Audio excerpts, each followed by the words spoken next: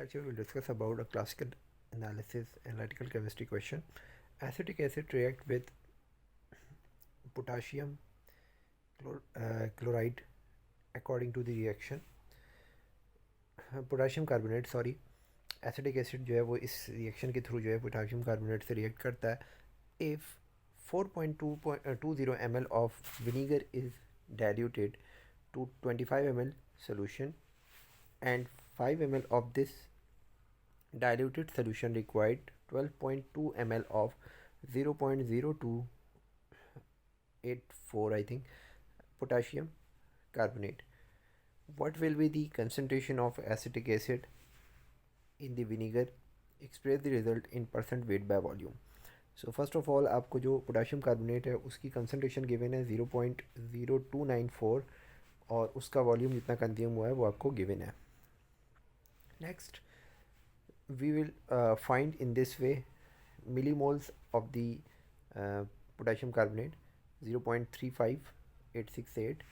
Potassium carbonate और acetic acid के दरमियान मोल रेशो आप यहाँ से देख सकते हैं जो 1:2 का रेशो है. ये 1 है, ये 2 है. सो यहाँ से आप मिनी मोल जो है वो एसिटिक एसिड के निकाल सकते हैं 2 मल्टीप्लाई बाय दिस थिंग. सो ये आपके पास 0.717 आ जाएंगे. बिकॉज हमने जो सैम्पल लिया था जिसको टाइट्रेट करवाया था वो 5 ml का किया था, तो आप यहाँ से कंसनट्रेशन निकाल लेंगे 5 ml की. बट जो कि आंसर आएगा 0.1435. बट वी हैव 4.2 ml क्योंकि आपने आपका जो सैम्पल था ये जो हमारे पास कंसनट्रेशन आई है वो 25 ml में आई है. एंड अब हमने इसको 4.2 ml में निकाला है. तो यहाँ से इसको देख लेते हैं. क्योंकि हमने जो विनीगर लिया था 4.2 ml का लिया था और उसको डाइल्यूट किया था 25 ml के अंदर.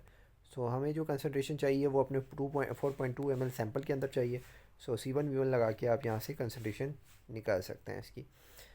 अब हमें इसको वेट बाय वॉल्यूम में कन्वर्ट करना है. वेट बाय वॉल्यूम का मतलब होता है कि आप इसको ग्राम पर डेसीलीटर में कन्वर्ट करें.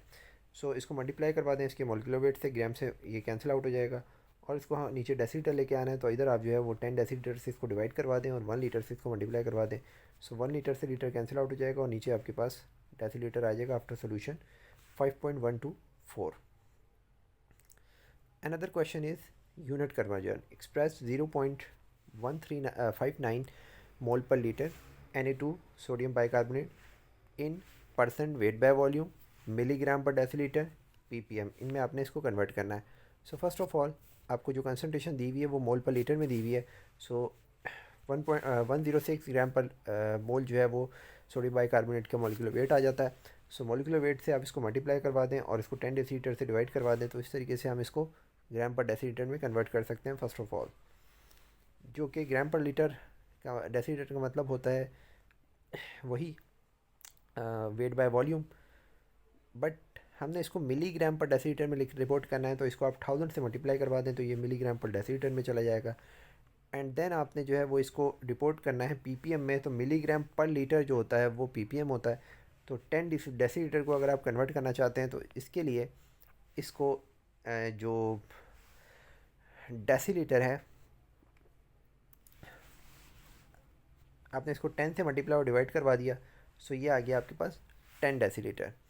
इस 10 डेसीलीटर का मीनिंग होता है हमारे पास आप इसको 10 से डिवाइड करवा दें तो ये आ जाएगा आपके पास डेसीलीटर में. And then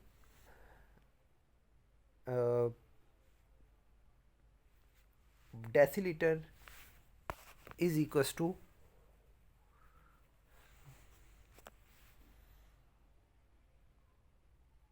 litre.